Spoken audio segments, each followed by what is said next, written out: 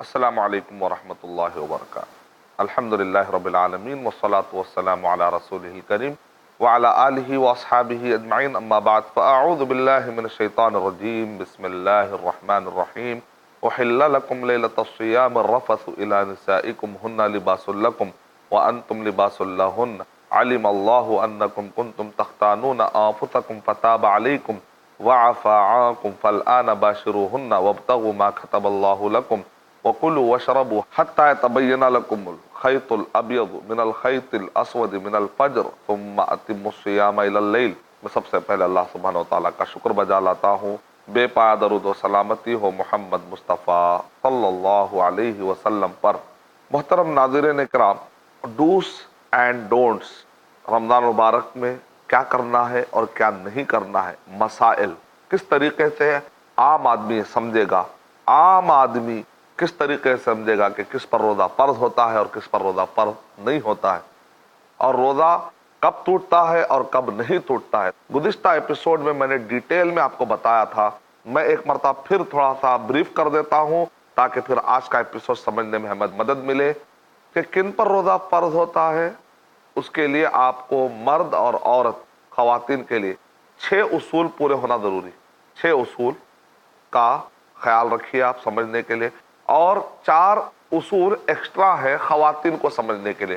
یوں سمجھے خواتین کے لیے 10 پوائنٹس ذہن میں رکھنا ضروری ہے اور مرد حضرات کو 6 پوائنٹ دماغ میں رکھنا ضروری ہے۔ کس پر روزہ فرض ہوتا ہے سمجھنے کے لیے اور کس پر روزہ فرض نہیں ہوتا ہے سمجھنے کے لیے۔ پہلا ہے، روزہ کس پر فرض ہے؟ جو مسلم ہو، وہ عاقل ہو، وہ بالغ ہو، قادر ہو، مقیم ہو، مسافر نہ ہو، صحت مند ہو، مریض نہ ہو۔ کتنے 6 پوائنٹ میں۔ عورتوں کے لیے، خواتین کے لیے 4 پوائنٹ اور دماغ میں رکھنا ہے کہ وہ حیض والی حالت میں نہ ہو، نفاس والی حالت میں نہ ہو، اور اسی طریقے سے دودھ پلانے والی اور حمل والی خواتین، ان سب کے مسائل الگ ہیں۔ تو کا مطلب یہ نکلا کہ روزہ کب فرض ہوتا ہے؟ جبکہ وہ حمل سے خالی ہو اور رضاعت کے مرحلے سے خالی ہو، یعنی اس کے تفصیلات ہیں، یہ دونوں چیزوں کی تفصیلات ہیں، پیریڈ سے خالی ہو، نفاس سے خالی ہو، تو تب جا کر خواتین کے لیے روزہ اس پر فرض ہے یا نہیں ہے سمجھنے میں مدد ملے گی اگر وہ یہ 4 پوائنٹ پر توجہ دے گی۔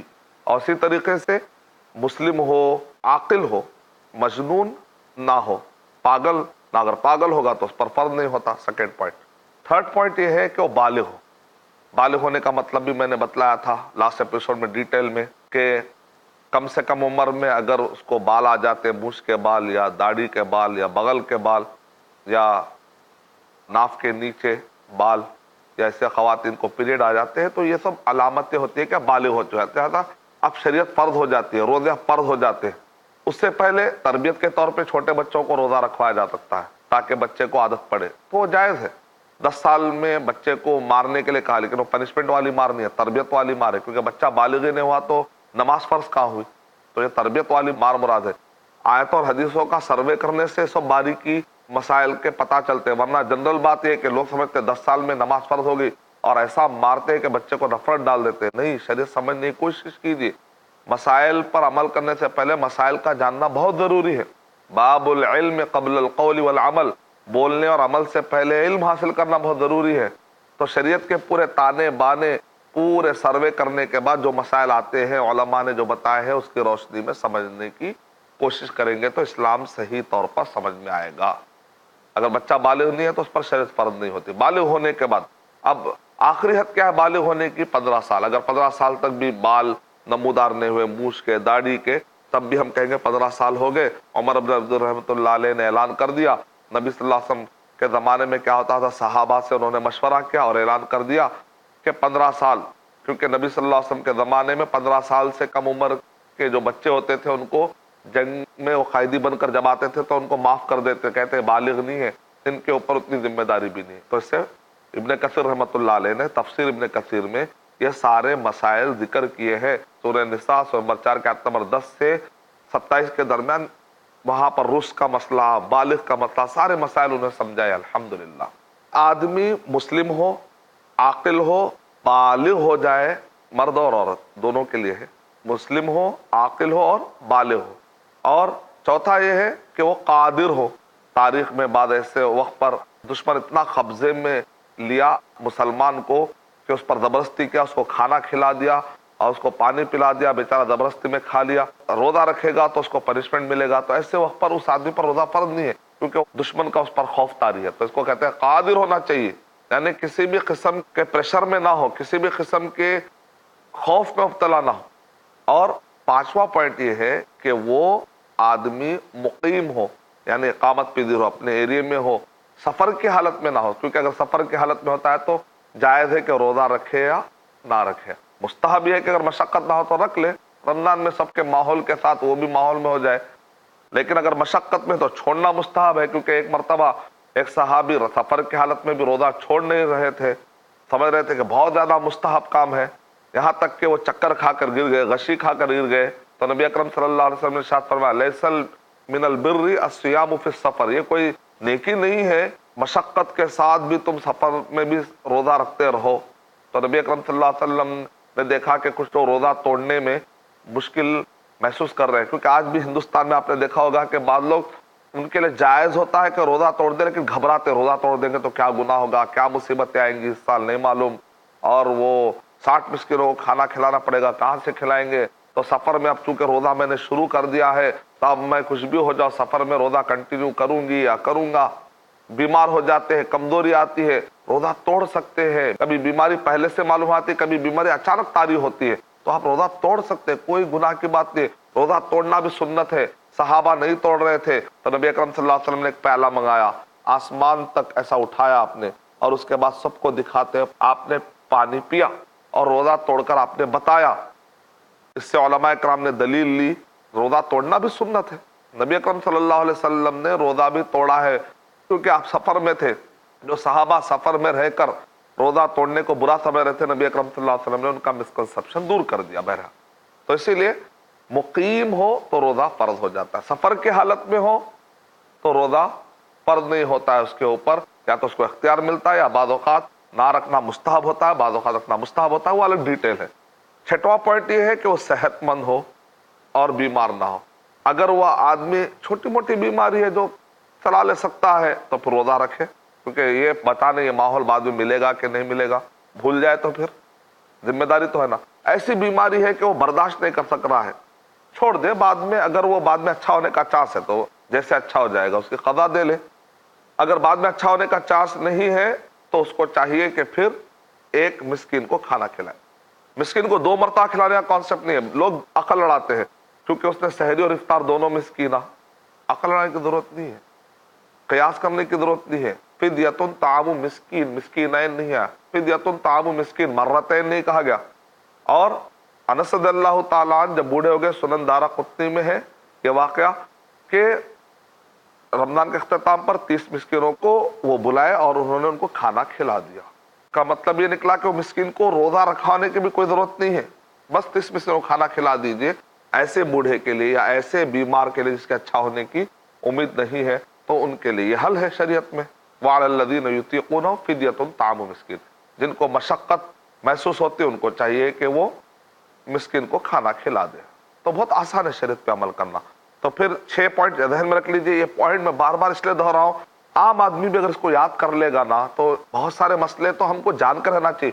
اس کے بعد بچے کچھ جو مسائل ہوتے ہیں اپنے مقام کے عالموں سے آپ پوچھ لیں گے تو ان کے پاس بھی ٹائم کم ہوتا ہے، ان کے پاس بھی ذمہ داریاں ہوتی ہیں، تو آپ کے جوابات دیں گے. کچھ لوگ پورے مسائل سے واقف ہی نہیں ہوتے، عالم صاحب سے جا کر بولتے عالم صاحب کب روزہ ٹوٹتا کب نہیں ٹوٹتا. بیچارے اب آپ کو ٹھہر کر آدھا گھنٹہ 1 گھنٹہ تقریر کریں گے کیا نہیں. تو پہلے بیسک معلومات تو آپ جمع کر لیجئے، اس کے بعد جو مسائل جزئیات کے ہوتے ہیں، باریکی ہوتے ہیں، آپ اپنے مقامی عالموں سے سوالات کریں گے تو وہ جوابات دیں گے تو کچھ سمجھ میں بھی آئے گا. بیس نہیں رہے گا تو آپ سمجھیں گے کیا. تو 6 پوائنٹ مرد اور عورت دونوں کے لیے برابر ہے. اگر ان پوائنٹس کا خیال رکھیں گے تو آپ کو پتا چل جائے گا کہ روزہ کس پر فرض ہوتا ہے کس پر فرض نہیں ہوتا. 6 میں دہرا رہا ہوں، مسلم ہو اور عاقل ہو، بالغ ہو، نابالغ بچے پر فرض نہیں ہے اور پاگل پر فرض نہیں ہے. چوتھا یہ ہے کہ وہ قادر ہو، کسی کے خوف میں مبتلا نہ ہو، کہ زبردستی کر کے مجبور کر کے کوئی اس کو افطار کروا رہا ہو. چوتھا ہے. اور 5واں پوائنٹ یہ ہے کہ وہ مقیم ہو، مسافر نہ ہو. 6واں پوائنٹ یہ ہے کہ وہ صحت مند ہو، مریض نہ ہو. خواتین کے لیے آئیے ذرا 4 پوائنٹ تھوڑا تفصیل سمجھتے ہیں۔ اگر خاتون رمضان مبارک میں دیکھے کہ پیریڈ آ چکے ہیں اور یا نفاس بچہ پیدا ہوا اور نفاس کا خون جاری ہے، تو ایسے وقت پر ان پر روزہ رکھنا جائز نہیں ہے، فرض ہی نہیں ہے۔ اس حالت میں اگر وہ روزہ رکھیں گے تو وہ نافرمانی کر رہے ہیں، کیونکہ اللہ نے چھوٹ دی ہے۔ اللہ تعالیٰ نے ایک مخلوق کی جو کمزوری ہے، اس پر ان کو جو تکلیف ہوتی ہے، وہ خود تکلیف خود ایک آزمائش ہے، اس پر اور روزہ کی ذمہ داری ڈال کے اللہ تعالیٰ آزمائش نہیں ڈالتے۔ اس لیے بعض لوگ کہتے ہیں روزہ رکھ کر ظلم ہو رہا ہے، تو ہم کہیں گے کہاں ظلم ہو رہا ہے؟ مصیبت آ رہی ہے تو چھوٹ، بیمار ہے تو چھوٹ، سفر میں ہے تو چھوٹ، خاتون کو اگر پیریڈ آ رہے ہیں، نفاس کا خون آ رہا ہے تو چھوٹ۔ لیکن نماز چونکہ دن میں 5 مرتبہ پڑھی جاتی ہے، اس لیے اس کی قضا بھی نہیں ہے، چھوٹ ہے اس کی قضا بھی نہیں ہے۔ لیکن سال میں 1 مہینہ روزوں کا ہوتا ہے، اس میں اگر 3 دن کے، 4 دن کے، 5 دن، میں حیض والی بات کر رہا ہوں، پیریڈ کی۔ ایک ہوتا ہے استحاضہ، جو بیماری کا خون آتا ہے۔ حیض اور استحاضہ میں تھوڑا سا فرق یہ ہے کہ حیض کا خون تھوڑا سا گاڑھا ہوتا ہے، اس کا رنگ بہت ہی سرخ کالے کی طرف مائل ہوتا ہے، تھوڑی سی بو ہوتی ہے۔ لیکن جو استحاضہ کا اور جو بیماری کی وجہ سے جو خون آتا ہے پتلا پانی کی طرح ہوتا ہے، اس کا رنگ بھی ذرا کھلا کھلا ہوتا ہے، اس میں ویسی بدبو نہیں ہوتی جو کہ حیض میں ہوتی ہے، پہچانتی ہے خواتین۔ بیماری والا جو خون ہے اس میں تو خواتین روزہ رکھا کرتی تھی، اس میں کوئی گناہ والی بات نہیں ہے۔ لیکن جو حیض والا خون ہوتا ہے اس کے اندر روزہ خواتین نہیں رکھیں گے، لیکن بعد میں قضا دیں گی۔ اس لیے عائشہ رضی اللہ تعالیٰ عنہ کے پاس ایک آ کر خاتون کہتی ہے کیا وجہ ہے کہ ہم نماز کی تو قضا نہیں کرتی ہے لیکن روزوں کی قضا کرتی ہے؟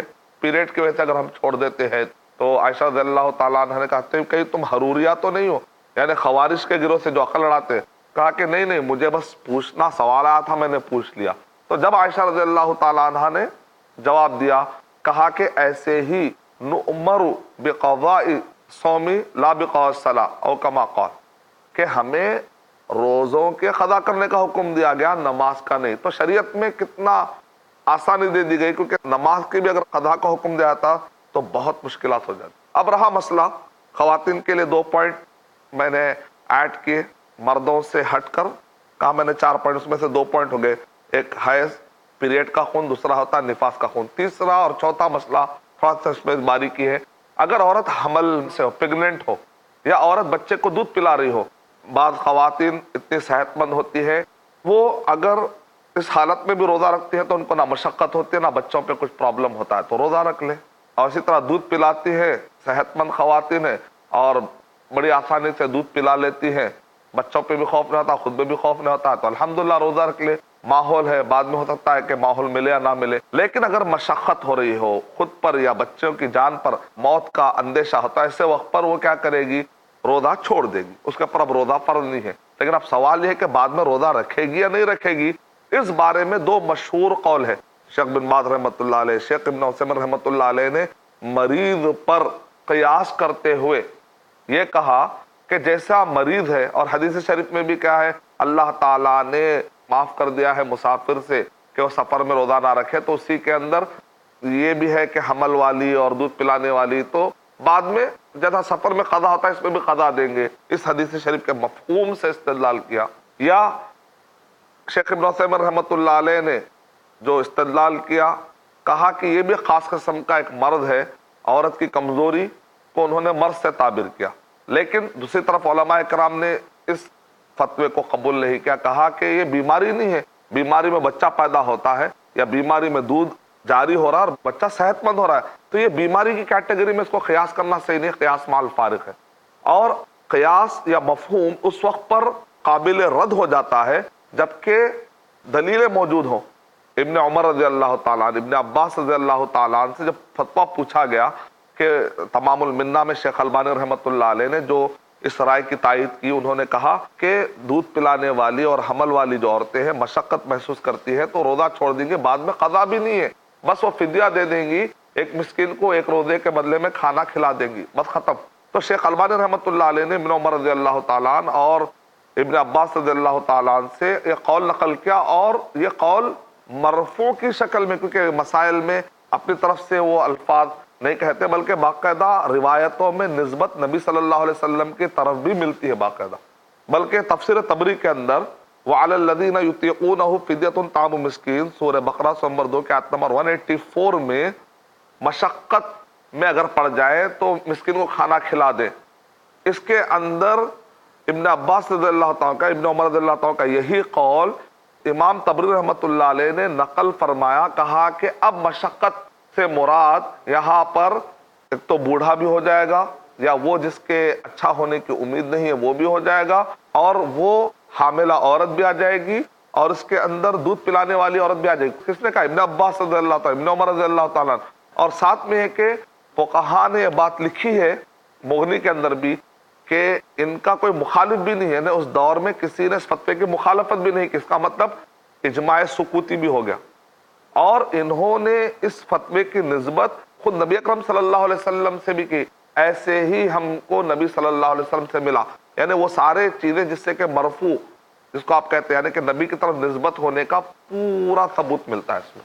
اس وجہ سے بہرحال دو قول میں نے آپ کے سامنے رکھ دیے، اس کو اجتہادی مسئلہ کہتے ہیں۔ اجتہادی مسئلے میں ایک دوسرے کے رائے کا احترام کرنا چاہیے۔